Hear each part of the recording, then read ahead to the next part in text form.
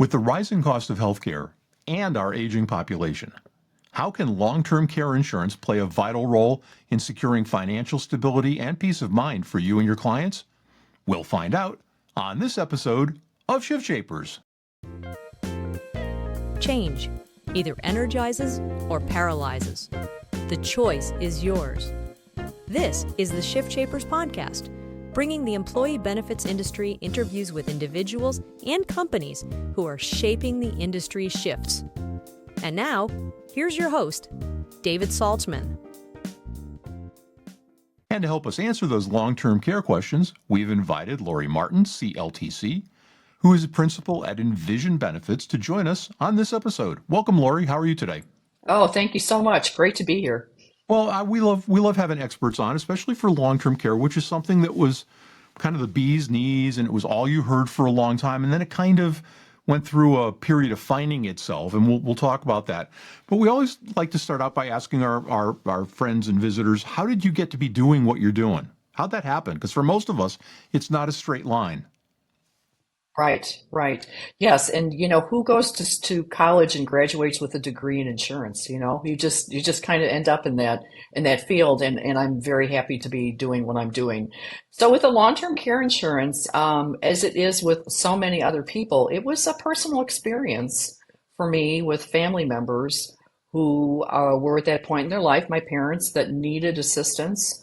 My dad had a long-term care policy. My mother was one of those people who says, I won't need that. But you know what? She did. So you see that through the experiences, either good experiences where they had that protection in place that helped them so much as they aged, or didn't have that, that long-term care insurance policy, and everybody's struggling, and the family and the kids, et cetera, to provide the kind of care that their parents need. So that was a real eye-opener for me. Yeah, that happens to an awful lot of people, Mm-hmm. and it's burdensome on the caregivers in a particularly different way, isn't it? And that's another place where having long-term care coverage helps out.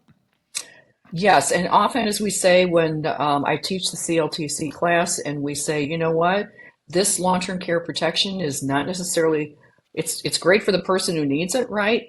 But I'm telling you, where it's really important is for the family and all those people that you love that have to provide the care for you, and it affects them in many ways.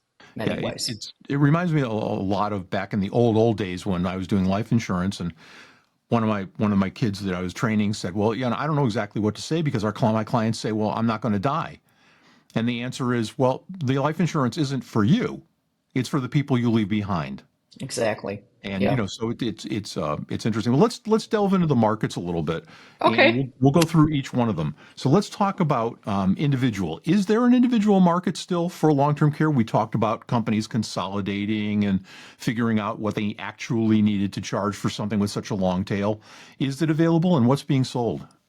Absolutely. And in my practice, I probably sell 50% individual traditional long-term care insurance plans and 50% hybrid plans, the life insurance plans with long-term care benefits, or maybe annuities or short-term care plans. So I think there still is a very robust market for long-term care insurance. Now, long-term care insurance, it's not inexpensive, right? We all know that. It's expensive, and usually when individuals start looking at this, they're in their 50s or they're in their 60s. The kids are through college. I've got some disposable income now, or I'm 65 and I'm starting to think about the last 30 years of my life and what that's going to look like, and thinking maybe I need to look into long-term care insurance. And when you are older, the prices increase substantially, those premium rates on either the traditional plans or the hybrid plans. So the people that are buying it now, honestly, in the individual market, are the people that have that disposable income, have assets set aside that they can use to spend for it. What we're really missing in the industry is how to hit that middle market. And those are the individuals that just can't afford a big premium rate, but of course still need that kind of protection for their family. And that's honestly being solved a lot in the group marketplace, where they're able to purchase long-term care insurance on the group side through their employer with a reduced premium. It's portable, they can take it with them, and it's offering them some protection. Is this going to cover everything? No, but even on the individual side, do I sell a lot of policies that are going to cover 100% of some type of extended care event, 5, 10, 20 years? No, but it's that protection you do have that money set aside to pay for that caregiving expense, whatever it is, and you don't have to look at your monthly retirement income and try and figure out where you're going to find $6,000 to pay for your care. What do those plans of benefits look like today? How are they structured? Yeah, so I always say there's 4 main benefits. You're choosing a monthly benefit. How much money am I going to get every single month to pay for my care? Some policies still have a daily benefit, but most are do a monthly benefit. You're looking at a benefit period. How many years do I have to use those funds? I always add inflation protection to just about everything that I'm quoting for a prospect or client, because again, the cost of care, which is something that we always look at. What's the cost of care now in your particular area? What's the cost of care going to be 20, 30 years when you might go on claim at age 85? And there's a huge difference, and you want your money to grow, so you're going to have more funds to pay for that care when you need it. So there's a lot of benefits on the plan. Most plans offer care coordination services. This is a really important, especially for women, single women who say, I don't have that family, to support me when I need the care. Where am I going to go when I need care? Who do I call to help me find resources, help me come up with a plan of care? And care coordination services is offered on most plans where they have individuals on staff, professionals, geriatric care managers, nurses who will help you with that and be there to guide you, through your caregiving needs. You touched on the worksite piece a little while ago, just very briefly. So let's move up from the individual market to the small and if there's a difference, large group market, and I'll let you differentiate those two for us. What's happening there, and is most of that kind of worksite stuff the same as it used to be, or has it changed? What's new? What's exciting? Yeah. What are employers looking at? Yeah, so worksite long-term care insurance plans is just absolutely exploding.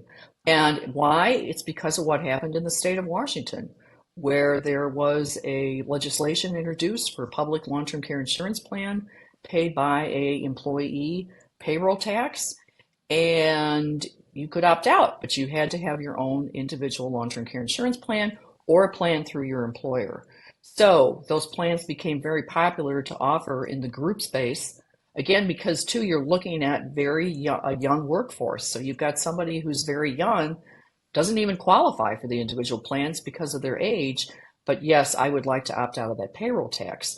So that started the plans, and the plans that are different than where they were in the past, where they are life insurance policies with long-term care benefits. So there's a death benefit on the plan, obviously, but you're using the funds in that death benefit to get a monthly long-term care benefit. So you're accelerating your death benefit to 4%, and you're getting that in a monthly benefit to pay for your long-term care needs.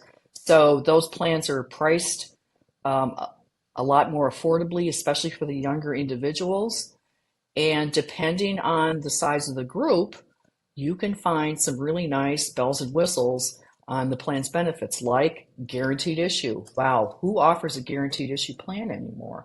But that's so important in the employer space, where you've got the employer, the HR person who's excited about offering this plan. That's great.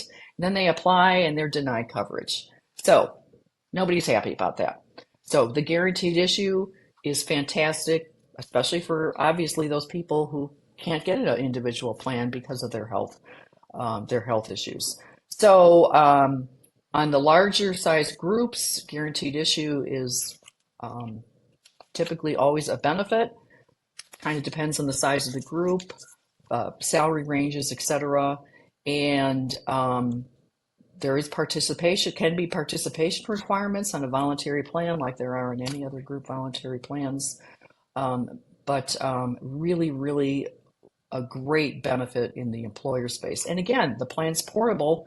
Typically, the same premium rate you paid when you were working at XYZ company. I left, I still want to keep that plan, and now I'm paying for it myself at the same premium rate that I was paying for it when I was working. And as far as designing those plans, you can do employer paid, 100% for everybody. You can do carve outs for key employees.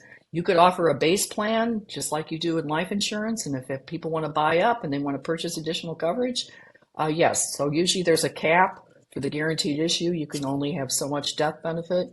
But then if you want additional coverage, it turns into simplified issue. So maybe there's 5 questions, 10. It's still a lot easier to qualify for that than it is in the individual market. And some plans offer benefits, some insurance companies with these group worksite long-term care plans will offer down to 5 lives. So that's a pretty low threshold, which we have not seen for a very, very long time. Well, and what folks don't understand, especially how important the guarantee issue or guarantee to issue is that even when you're writing a life insurance plan that has this long-term care benefit, they're still underwriting them more like disability income plans than they are like life insurance plans. So the underwriting, because of the tail, is a lot more in depth. And so if you got a chance to grab onto something that's guarantee issue or guarantee to issue, it's really an important thing to do. Absolutely. Are you seeing a lot of advisors adding these on to self-funded plans more than maybe perhaps they used to?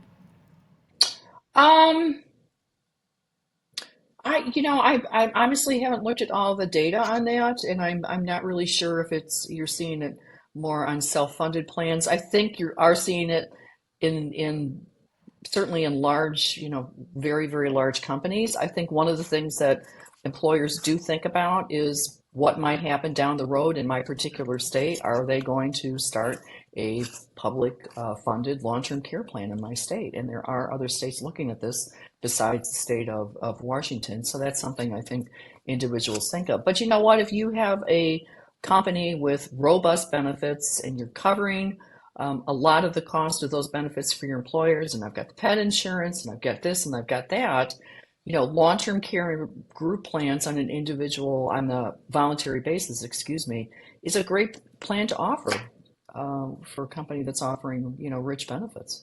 How difficult is it for a benefit advisor to add this to their portfolio? Are there multiple layers of folks they need to go through? Can they direct contract? How does that work?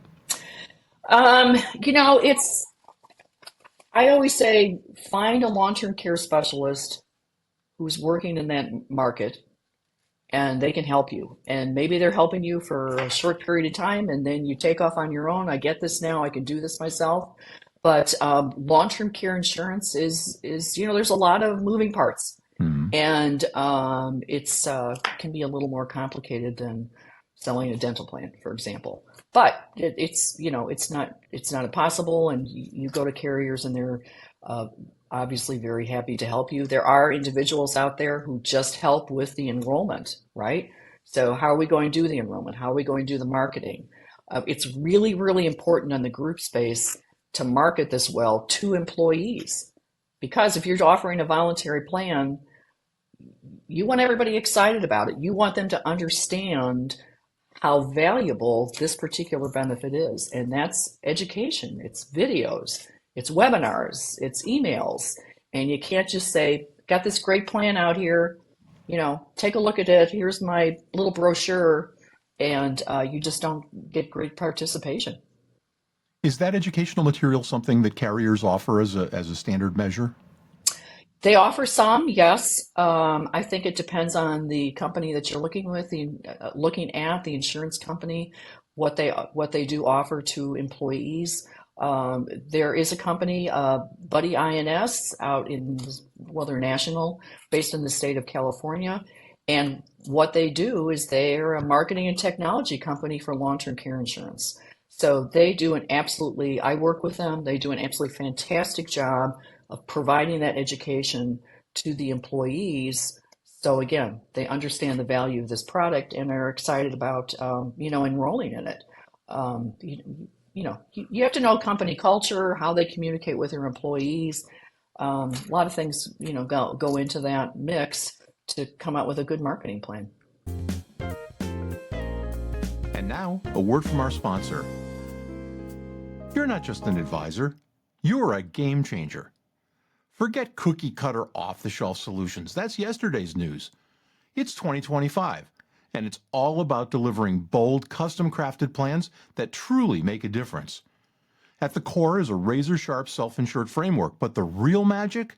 That's in the high-impact point solutions you strategically layer in to slash costs and supercharge member outcomes. But let's be real, that's where the headaches start. Hours wasted sifting through endless options, wrestling with integration issues, and fighting data sharing roadblocks. It's a time suck, and it's holding you back. Not anymore. Meet Benepower, the AI-powered game changer that builds killer plans in minutes, not hours. Benepower doesn't just curate the best point solutions, it makes them work together seamlessly, streamlining communication and driving collaboration like never before.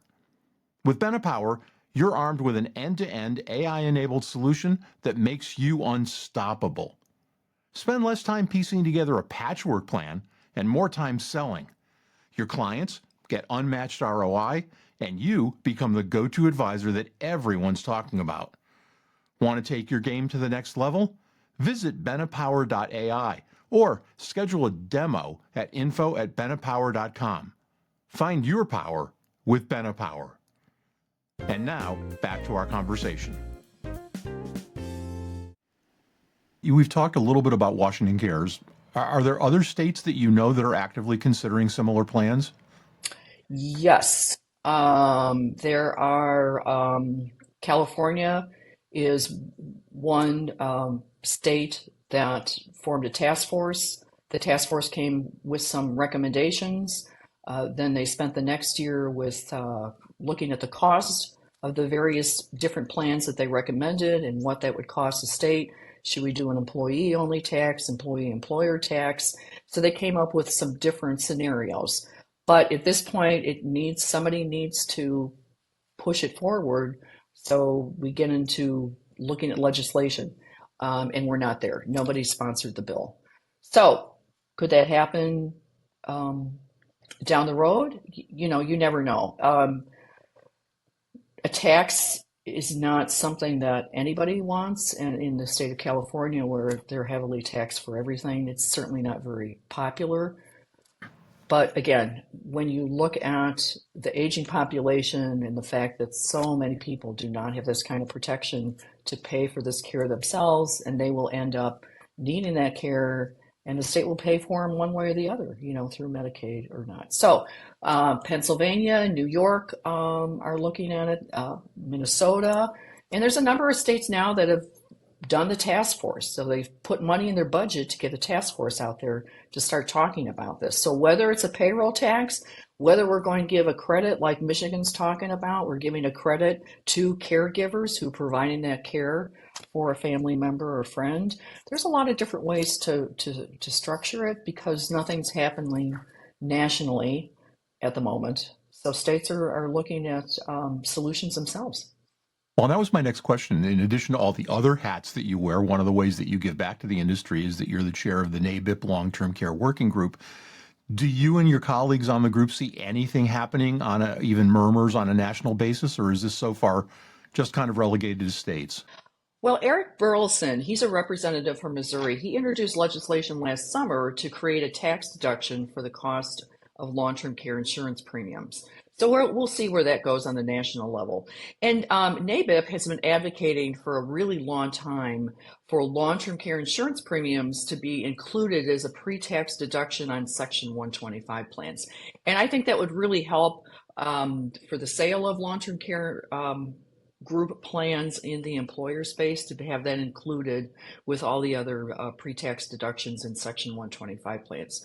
But really, almost all activities is going to be with the states in the foreseeable future. So, but as the long-term care working group, what we do is we really want to provide that education to NABIP members. So what legislative efforts are happening in your state?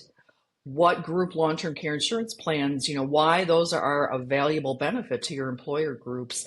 And then, of course, provide that education on all the different group long-term care plans that are available from different carriers in the marketplace today and in the future, because that continues to expand. Well, risk is a four-letter word, and as you know, there's only three things you can do with it. You can take it, you can give it away, or you can share it. But this is a definite risk for all of your clients, all the advisors' clients. And, you never want to be in the position where somebody has a need for that coverage and calls you and gives you the story about what happened to their spouse or grandparent or whatever and says, do we have that kind of insurance? And you have to say, well, no, you don't. Right. Not to mention the fact that it's lucrative. It can be very lucrative. And you don't want somebody else coming in and, offering something that you as the broker should have come into play with in the beginning. You look at, and part of that education is just talking about from the employer standpoint and the employee standpoint, what are they thinking? So when you look at employees, when you look at all the surveys that are done, benefit surveys that are done every year, what are employees worried about? They're worried about running out of money in retirement, right? They're worried about not having enough funds, outliving their savings, healthcare costs, and long-term care costs. And then from the employer's point of view, the employees that are working now, 1 out of 4 working Americans are caregivers. Absenteeism, stress, I got my key employees taking FMLA for 6 weeks because they're taking care of a family member. So it definitely affects employers' productivity, and through all those various means. So long-term care, if it ever went away, is certainly back in a big way, and it's available in all markets, both individual, small, and large.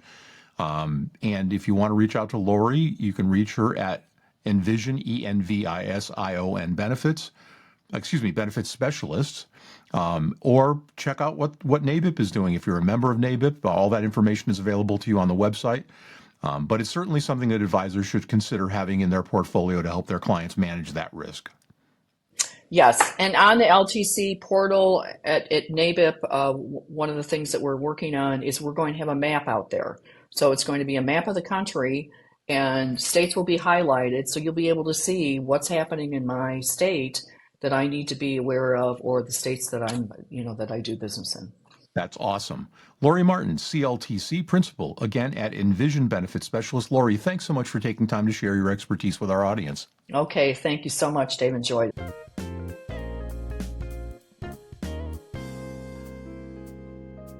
I want to give a quick shout out to our sponsor and our producer, Hatcher Media.